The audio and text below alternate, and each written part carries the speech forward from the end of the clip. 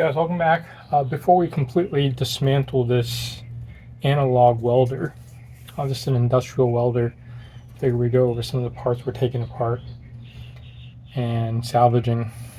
So earlier, if you're watching the time lapse, you'll see there's a capacitor bank right here.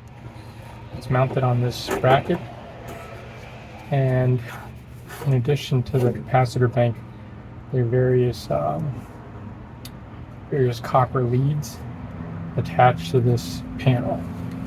So in essence, what a welder does is takes in line voltage at 240 volts, and there's one leg on this side, you have the leg on this side, and you're generating through the manipulation of the coil windings.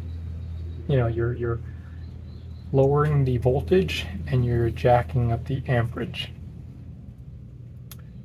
And there are multiple leads coming out of here, and if you can see, they're all attached to this secondary side. So on the primary side, we have the line voltage coming in. On the secondary side, we've got this, it's almost like a potentiometer, but it's not. It's, oh my god, my hand's dirty. Alright, so this is just a kind of switch. And this switch, when you turn it, it allows you to select different layers of this secondary winding. How much winding you've got. So this is how the old classic style welders work. So yeah, and here's a very beefy inductor. Let's see, these are solid copper, I don't even know what they're called. They're not technically wires. I mean, they're solid, just a solid strip of copper. And so that's what we're doing. We're gonna clear this out, bring out the transformer. Oh, wait a second. I think there's only one primary transformer. Both of these are secondary. Oh, yeah. If ever you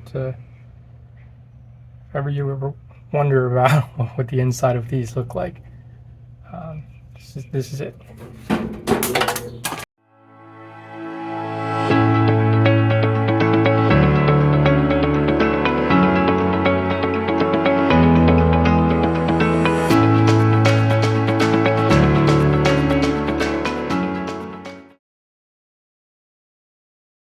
All right, so here it is afterwards.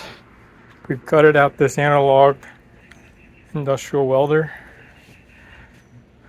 capacitor bank, secondary winding, primary winding. It's a big ass inductor of sorts.